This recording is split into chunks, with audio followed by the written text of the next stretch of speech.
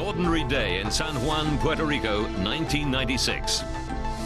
Christmas is coming and the city is packed with shoppers.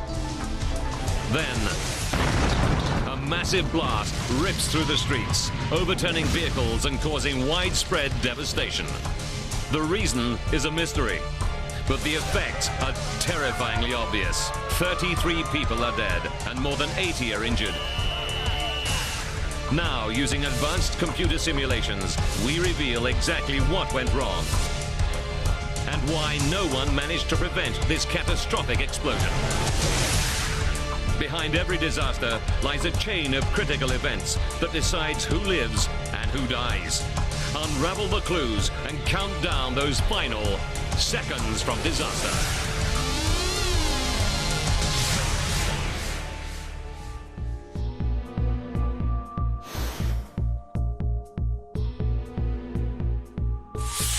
The Caribbean, Puerto Rico, San Juan. A bustling city in one of the most densely populated islands on Earth. Puerto Ricans are famed for their warm hospitality. But San Juan, like many big cities, is plagued with crime problems. The murder rate in Puerto Rico is twice that of New York City, fueled by a lucrative drug trade. There are even local terrorist groups fighting for independence from the USA. They're willing to use violence for their cause. The worst outrage was in 1981, when a group called the Macheteros blew up 11 government aircraft worth $45 million. More than one bomb factory has been found, but terrorists still pose a threat. They draw their support from blue-collar areas like this, Rio Piedras, a suburb in the southeast of the city.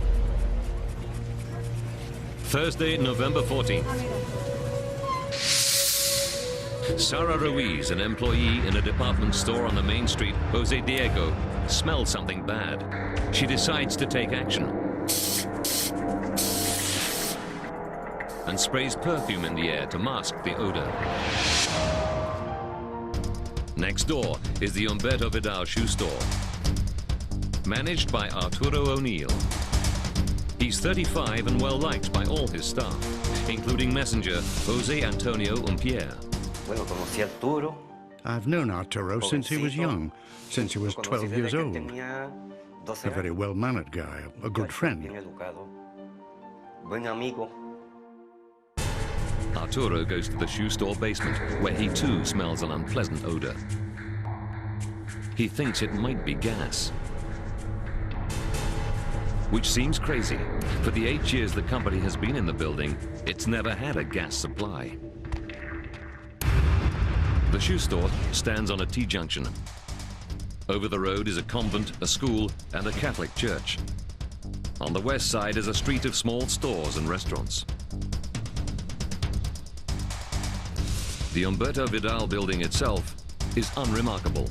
A 6-story reinforced concrete structure, 33 meters by 17.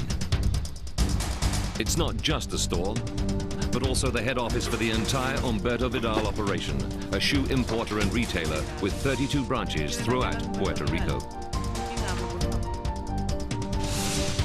There is a large basement, the only one in the area, used for storing shoes. Above is the shoe outlet, a record store, and a jeweler's. The first floor is mostly empty. The upper 4 floors are the company offices. It's a busy family-run operation with over 30 employees.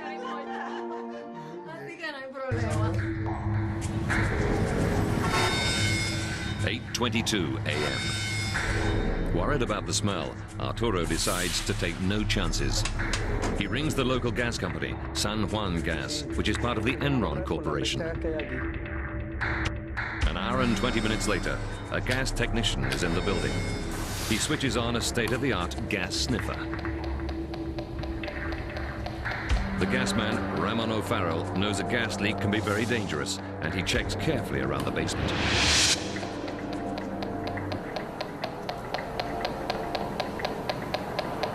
The sensor detects no gas at all. Something else must be causing the smell. The San Juan gas company told Arturo that the smell was from the sewers. Puerto Ricans have been struggling with the country's crumbling infrastructure for years. Basic utilities, such as sewers, are badly in need of repair. The whole system is suffering the effects of years of underinvestment. 6 days later, Wednesday, November the 20th, 6:45 a.m. Arturo opens up the shoe store, and the mystery odor is still there. Today, it's stronger than ever. Shortly afterwards, Arturo's younger brother Orlando arrives. He's a salesman in another Humberto Vidal store just down the road. The two brothers are very close. We always had breakfast together, always.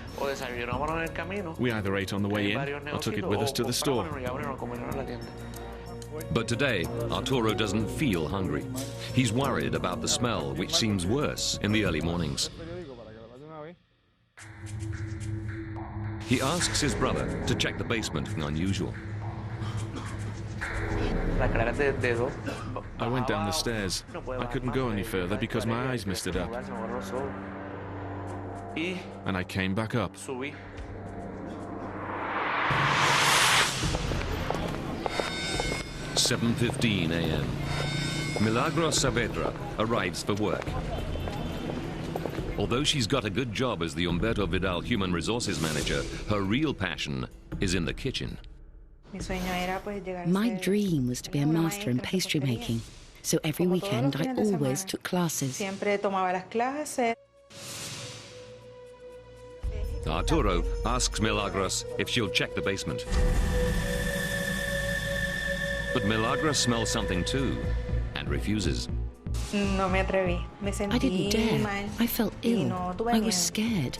I didn't want to go down to the basement. 7:28. Although it makes no sense, Arturo is so concerned he phones the gas company again. 9 a.m. 90 minutes later, another team from the gas company shows up. This time, their leader is Luis Marquez. Down in the basement, he sniffs the air. He can smell something. There's certainly an odor, but he declares it's not gas. It's the smell of the shoes. Made from plastics and rubber, they're giving off a heady cocktail of pungent fumes. Marquez says it's nothing to worry about.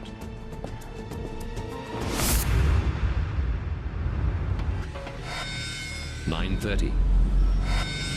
Marquez now goes outside. He contacts his base and decides that following standard procedure, he should check the soil under the road for gas. The team drills narrow holes into the ground and inserts a gas-sensing probe.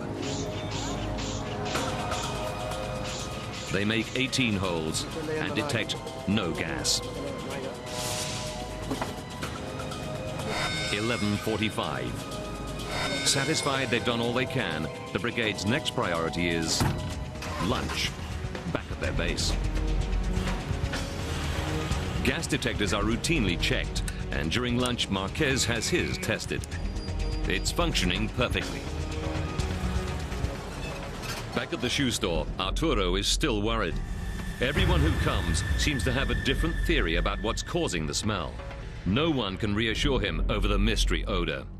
The longer it persists, the more fearful he becomes that they could be heading for disaster.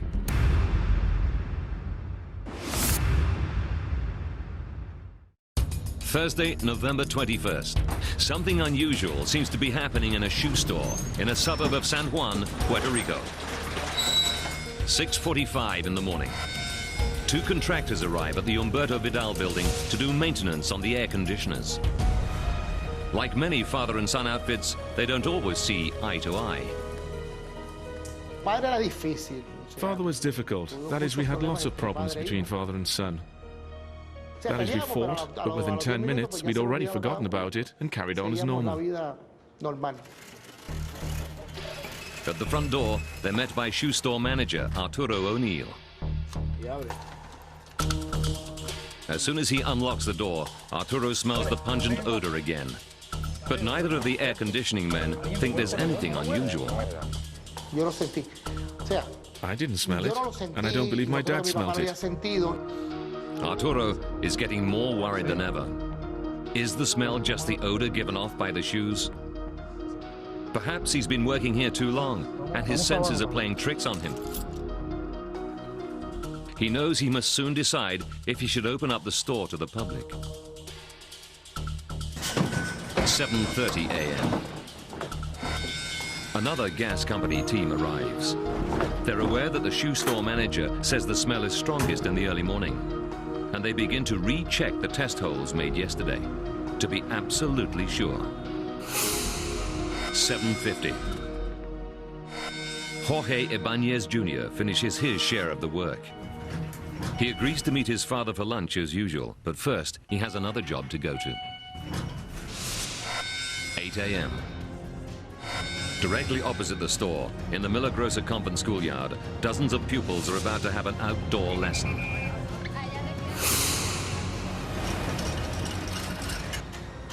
A shopper, Maritza Ramos, is out early with her 2 young daughters, looking to buy shoes. She's just moved from New York, back to her childhood home nearby. Jocelyn is 4 years old, and Cassandra is almost 3. Like little girls the world over, they're looking forward to getting their new shoes. 8:26. Inside the shoe store, Milagros Saavedra is chatting to co-workers about her pastry classes. Suddenly, she realizes she's going to be late for work in the upper story offices. She rushes up to the 3rd floor reception to punch her time card.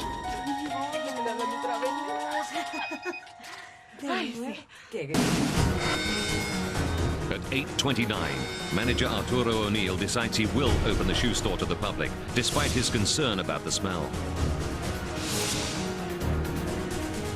Jose Antonio, the messenger, is in the 5th floor kitchen having coffee. By 8:30, Maritza Ramos is inside the shoe store with her young daughters. Including the offices and all the stores, there are now nearly 50 people in the Humberto Vidal building. 10 seconds later.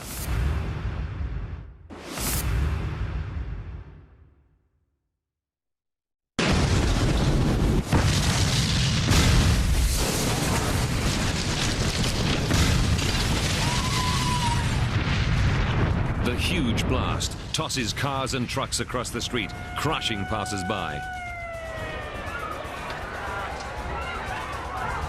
Miraculously, no one from the school is hurt, although moments earlier the schoolyard was full of children. Within minutes of the explosion, the fire brigade and the police are on the scene. Cameras follow, and the whole disaster is covered on live TV.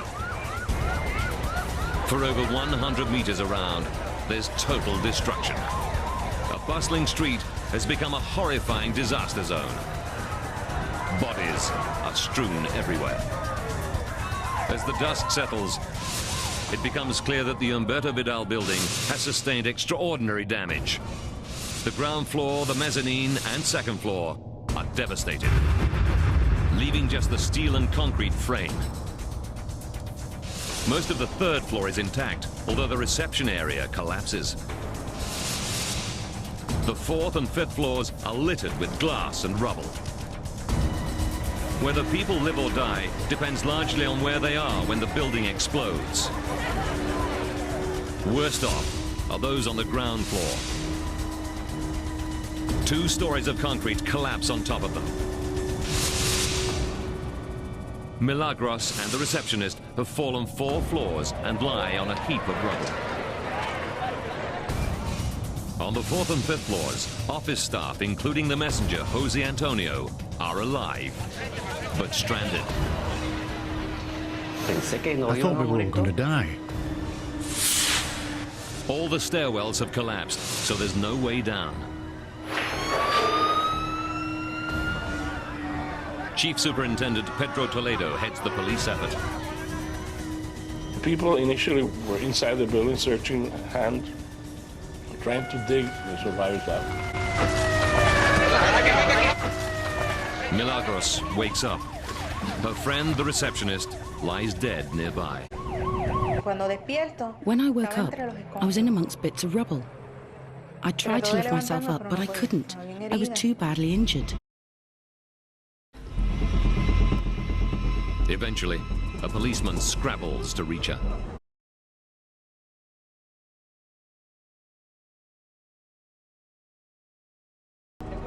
The rescuer realizes she is seriously injured and she must be moved only with the utmost care. He needs to get help and has no option but to leave her alone, surrounded by death. It was very difficult to get through that situation alone.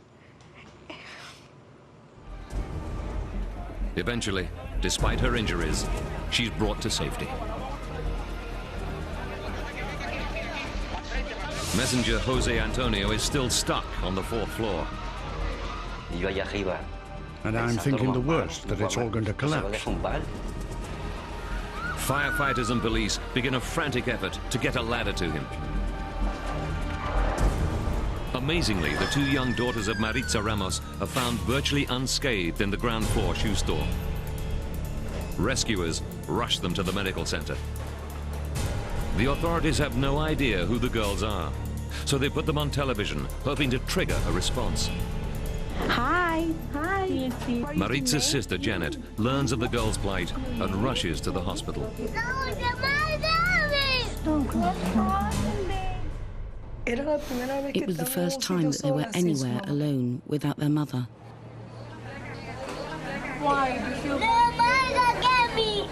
One of the terrified girls manages to relate what happened. Jocelyn said to me, a wall fell down on Mummy. The little girl tells that although her mother was crushed under rubble, she held their hands and told them it would be all right. With the little life that she had, she'd stood by her daughters, one in one hand and one in the other. Jocelyn and her sister held on to their mother until a policeman came to their rescue. Only then, when she was sure they were safe, did Maritza Ramos lose consciousness and die.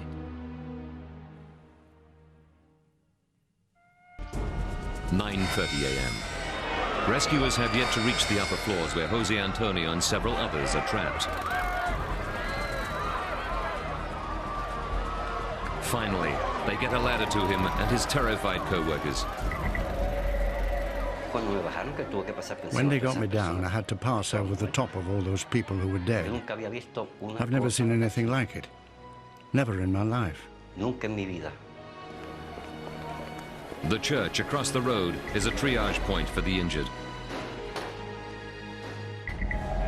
The dead are laid out in rows outside. Already, there are 18 bodies.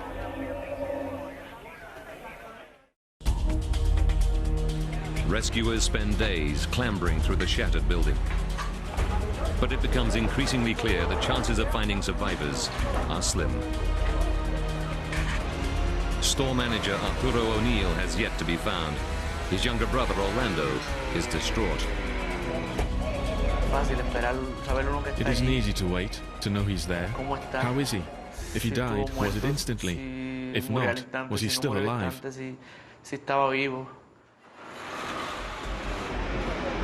5 days after the blast, Tuesday, November 26th.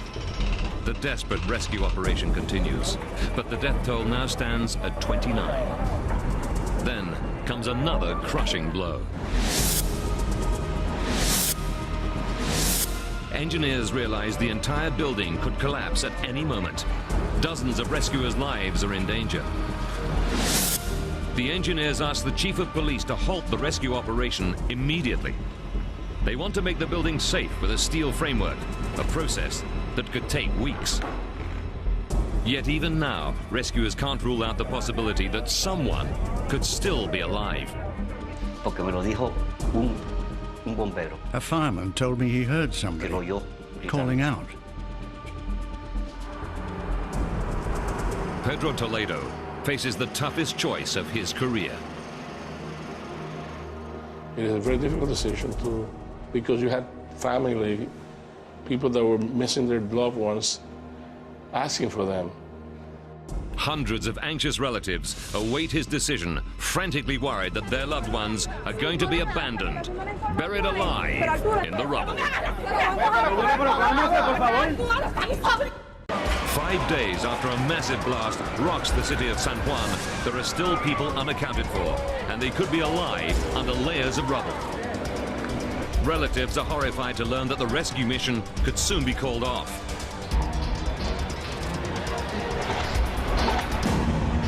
Police Chief Pedro Toledo has an agonizing decision. He has to weigh the chances of anyone surviving against the risk of the building collapsing on top of the rescuers. It's a tough call.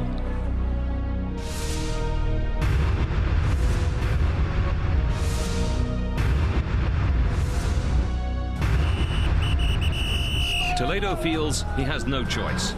He orders in the heavy machinery, and the engineers get to work.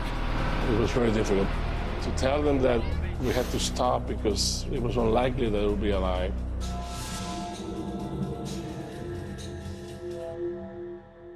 Finally, 27 days after the blast, rescuers get through the rubble right down to the basement. They find the body of Jorge Ibanez Sr., the air conditioning man.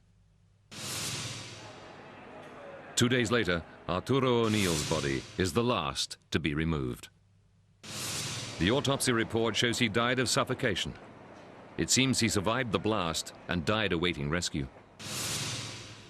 The final toll is 33 dead.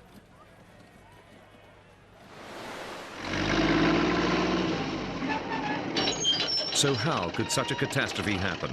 What could have caused such a loss of life?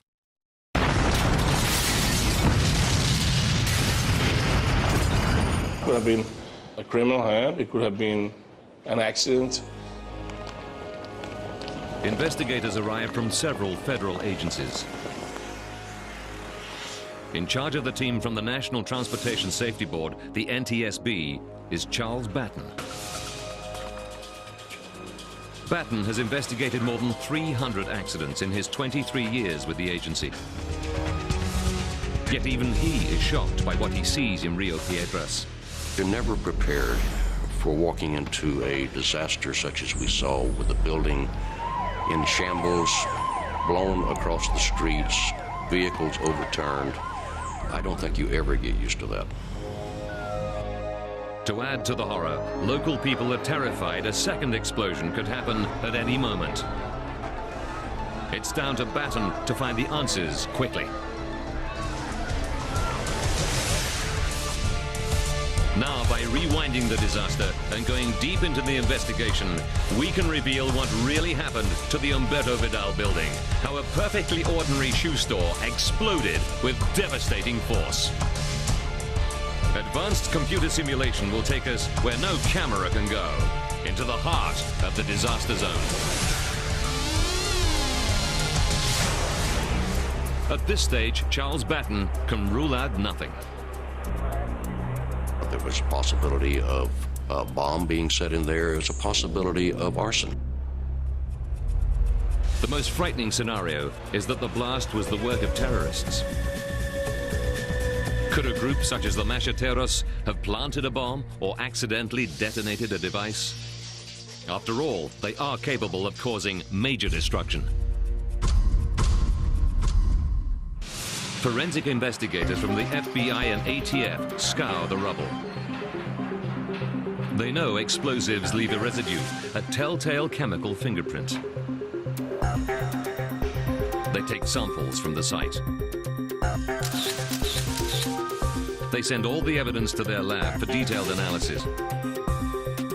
If a bomb was involved, these tests will prove it. Meanwhile, rumors build throughout San Juan. Why would Macheteros attack the Humberto Vidal building? Could there be a clandestine bomb factory there that accidentally exploded? Or could less sinister explosives be responsible? Something like fireworks. There were rumors that there were some fireworks in the basement of the store. But could they have caused such a huge blast? Again, lab tests will provide the answer. While they wait for the results, the investigators move on to other possibilities. What else could have caused the destruction? Could it be arson? 10 years ago, in this very city of San Juan, 97 people were killed when 3 arsonists set fire to the Dupont Plaza Hotel.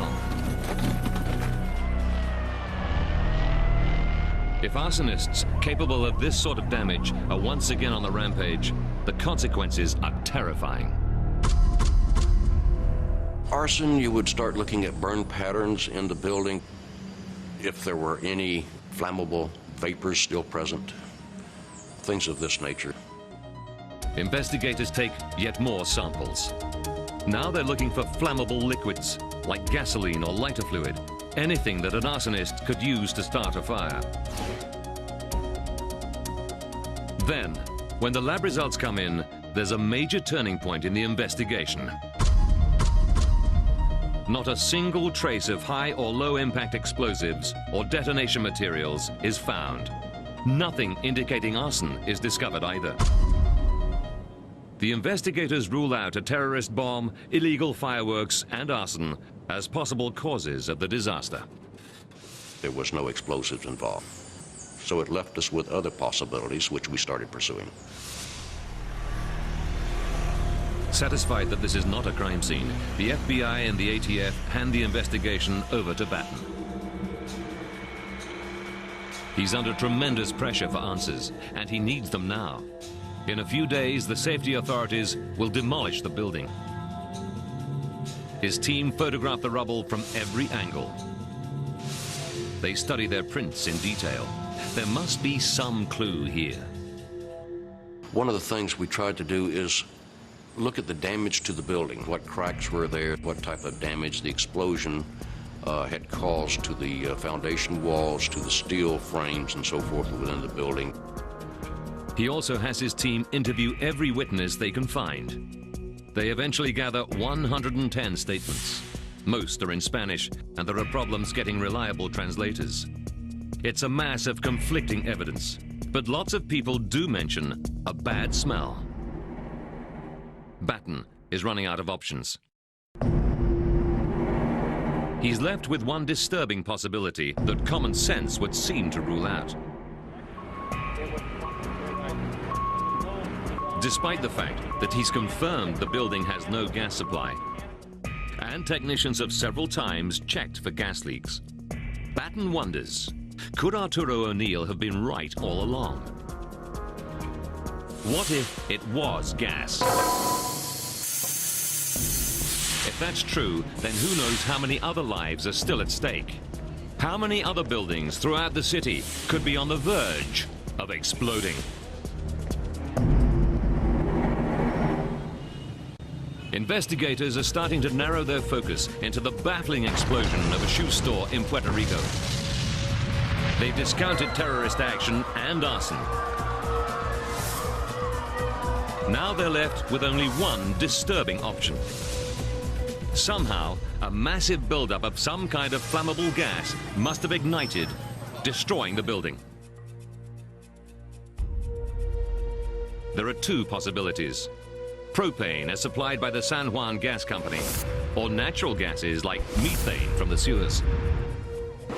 Only 3 years ago, a methane explosion killed 50 men in a coal mine in South Africa. And the investigators are well aware that a year before that, gas built up in a sewer system in Guadalajara in Mexico.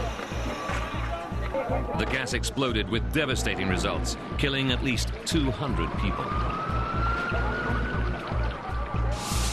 Could this be a rerun of the Mexican blast? Could gas have escaped from the damaged sewers into the building? Batten first examines not the sewers, but what's left of the building itself. It's vital that he pinpoints the exact source of the blast, because this will give him crucial evidence on what kind of gas was involved.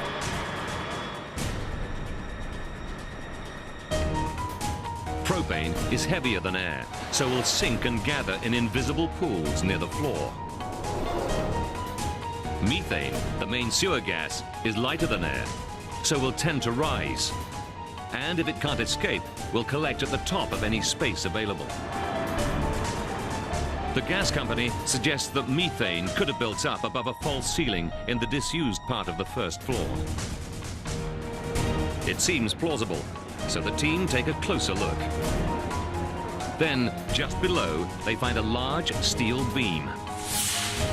Despite the blast, it's still intact, and its distorted shape reveals a vital clue.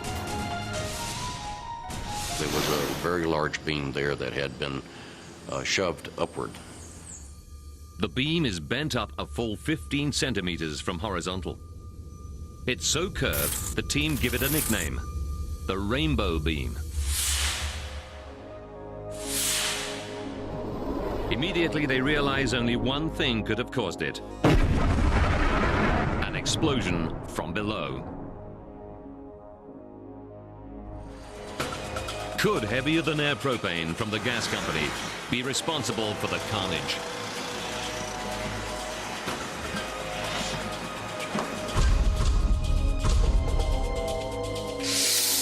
The gas company, part of the powerful Enron Corporation, objects strongly to this line of inquiry.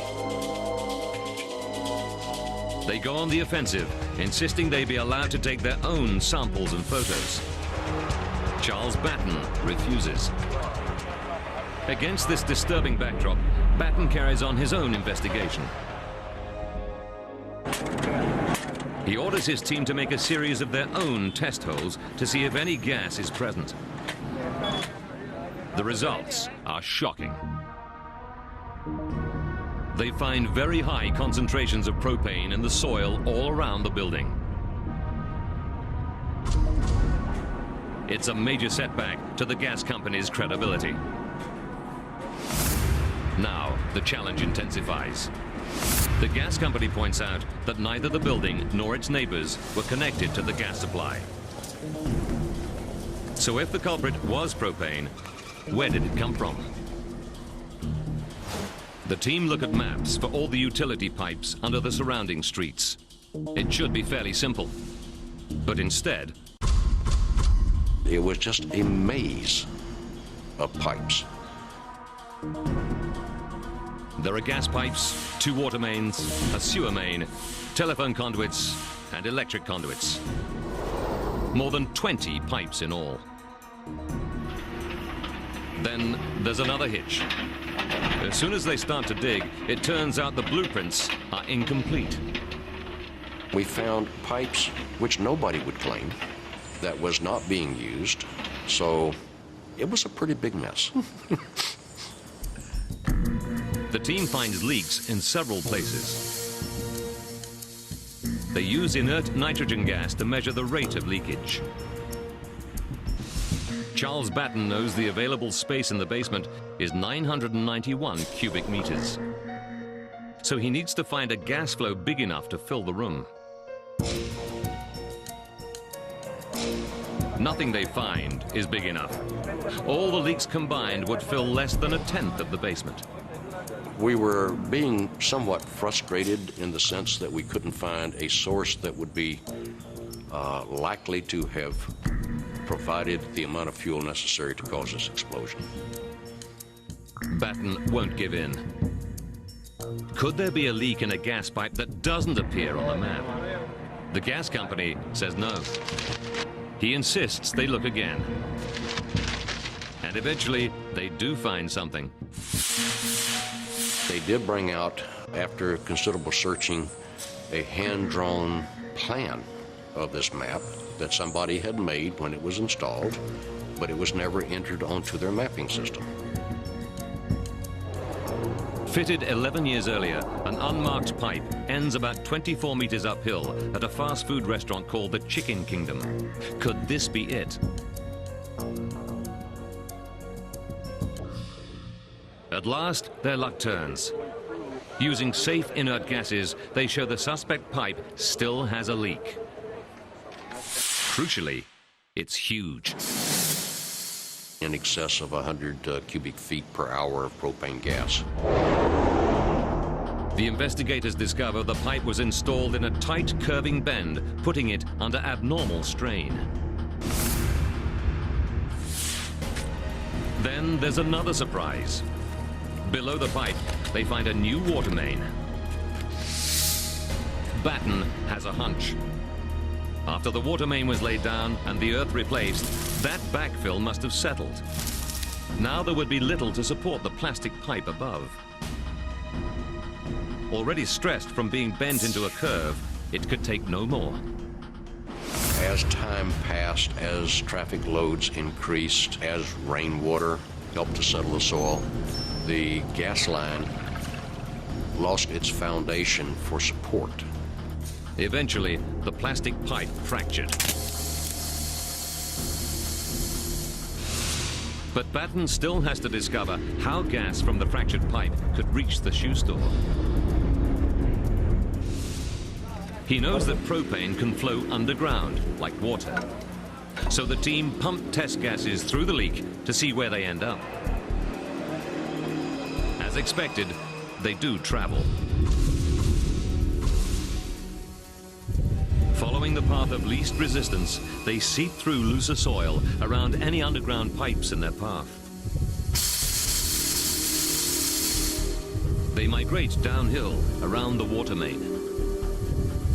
Batten realizes that some of the leaking propane could then jump across to electric ducting that leads to a meter room in the Humberto Vidal building. At the end of this lies the shoe store basement. Since it's the only basement in the area, it would act like a well, trapping and storing the gas. And it's a beautiful place for propane to accumulate as it leaked from down the hill. At last, Batten has a likely mechanism for getting gas into the shoe store basement. But he still has a major problem. If so much gas was leaking into the basement from the ground outside, why did none of the gas company's teams detect it? Could something be wrong with their safety procedures? If so, in how many other places could disasters be waiting to happen? So if you get one here, I'll get that one tested on the other side. The gas company's test holes are still there in the ground. The NTSB rechecks these to see if some terrible mistake was made. The findings are a shocking indictment of the gas technicians. No hole is more than 46 centimeters deep, too shallow to reach the deadly gases migrating below. Knowing that the gas main was down about 3 to 4 feet deep, we knew that propane being heavier than air, you would not detect it in that bar hole. The gas company deny the holes are this shallow. Batten interviews the gas brigade technicians about this. They nearly all believe 46 centimeters is the correct depth. So it was not surprising that they did not find propane gas or any combustible gas around this area. After this extraordinary finding, Batten wonders what else went wrong. Why, for example, did the sniffer machine not detect any gas in the basement? An interview reveals the reason. To work properly, the sensor must first be switched on outside in uncontaminated air. Only then will it detect propane or any other gas. They were first opening and operating their equipment once they were in the building, so the fact that their equipment did not show evidence of gas was not surprising. At last, Batten knows how so much gas could build up undetected. But how did the explosion start? There must have been a spark. Cigarettes or a naked flame seem unlikely, given that Arturo was so concerned about the presence of gas. They check every light switch and the elevator machinery. No fault is found. While there were other electrical connections, the lights weren't on. The electrical connections didn't seem to have any faults on them. Then, in the basement, near the air conditioning unit, investigators find a telltale sign of an explosion. Specks of black residue that mark where the blast first began. Further reinforcing evidence comes when they find the thermostat.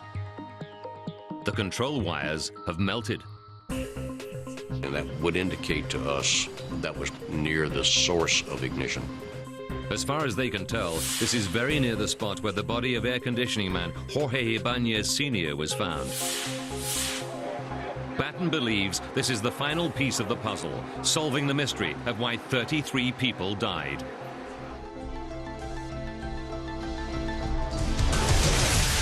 Now, by rewinding the events leading up to that fateful day, we can finally reveal what really happened to the Humberto Vidal building. Why a deadly gas leak occurred, how the gas migrated, and why repeated tests failed to reveal it, leaving the people of Rio Piedras seconds from disaster.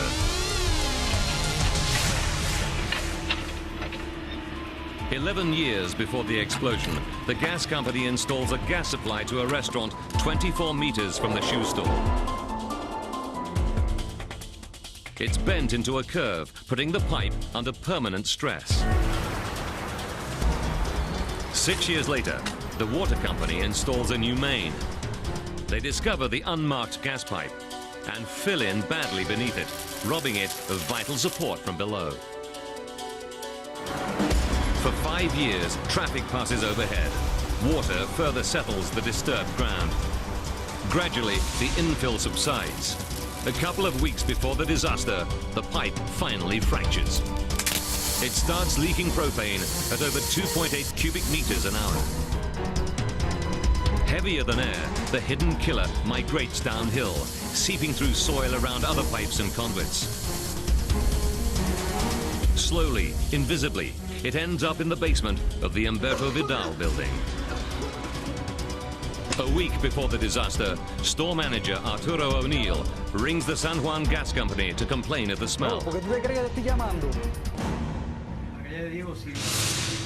The same day, gas company technician Ramon O'Farrell unpacks his gas sniffer somewhere in the building. He doesn't zero it outside in fresh air, so it fails to detect any gas in the basement.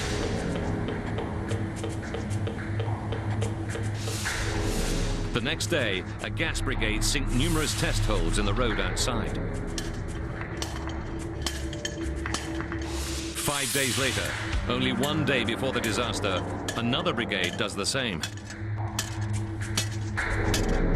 No hole is deeper than 46 centimeters, not deep enough to detect escaping propane as it flows around pipes beneath them. A simple misunderstanding about how two machines work means massive quantities of gas go undetected as they collect in the shoe store basement. Up to 7 cubic meters of gas has now flowed into this basement area. The day of the explosion. 1 hour and 45 minutes to go. Arturo O'Neill lets in the air conditioning men. 50 minutes to disaster. Finished with his part of the job, Ibanez Jr. leaves his father in the building.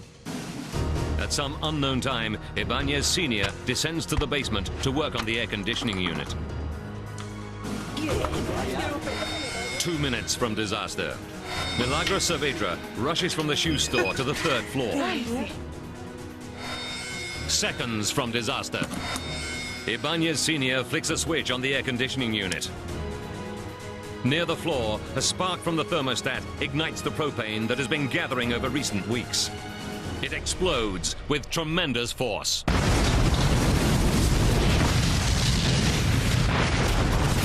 The release of energy is equivalent to up to 148 kilograms of TNT.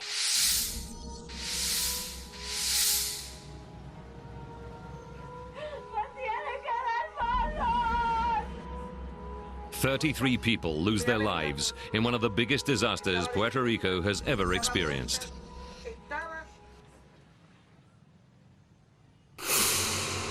But then comes a twist in the tale.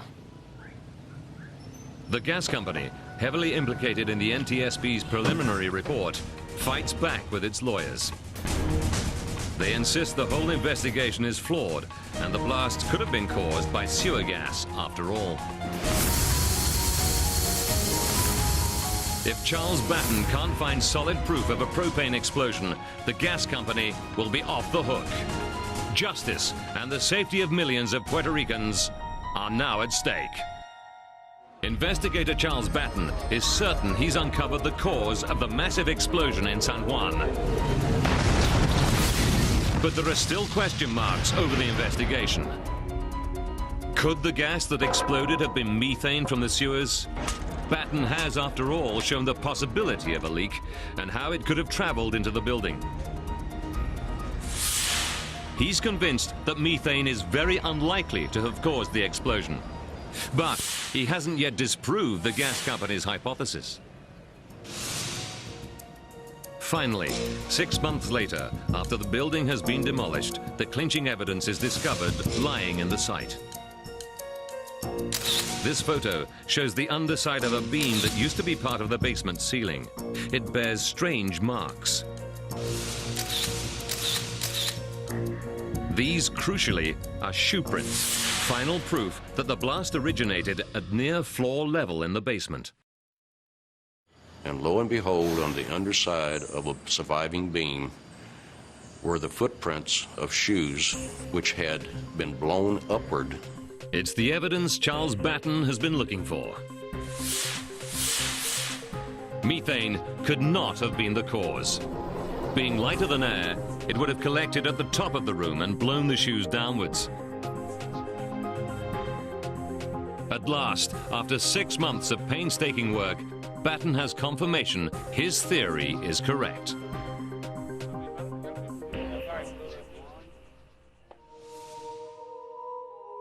Nine years on, many of those who lost loved ones are still struggling to come to terms with the disaster. I haven't gone back to Rio Piedras. I can't, because it still hurts. Orlando O'Neill still works for Humberto Vidal, but he finds it too painful to talk about life today without his brother. Milagros Saavedra is lucky to be alive. It took about 2 years to try to put me back together. But she's still determined to become a pastry chef. Jose Antonio Umpier, the messenger, is unable to work. Still, I'm under the treatment of a psychiatrist. Sometimes I'm 3 or 4 nights without sleeping. Some, though, have found a way. Jorge Ibanez Jr. has a spiritual attitude to the death of his father. I feel him at my side. He has never left me, and I don't believe he is going to leave me.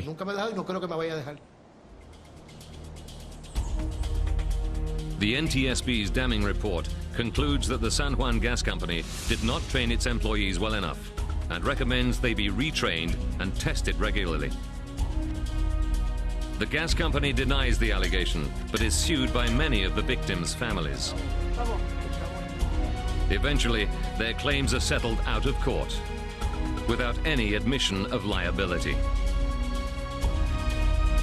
The disaster and its investigation result in major improvements.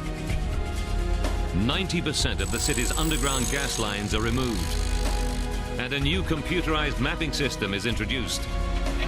But to this day, Batten is still frustrated at the slow pace of progress. Certainly, I'm not happy that that's all that needs to happen, but I'm glad to see the progress that has come along. The most significant outcome is that now in Puerto Rico, before anyone digs up the road, a new system guarantees one phone call will tell them exactly where everybody else's pipes are buried. This should prevent the recurrence of the sort of gas fracture that caused the Humberto Vidal disaster. In the rest of the world, underground delivery of propane gas is uncommon. Natural gas is almost universally preferred. It's less likely to collect below ground. But in Puerto Rico, the hope is that awareness, vigilance, and education will prevent a huge gas explosion ever happening again.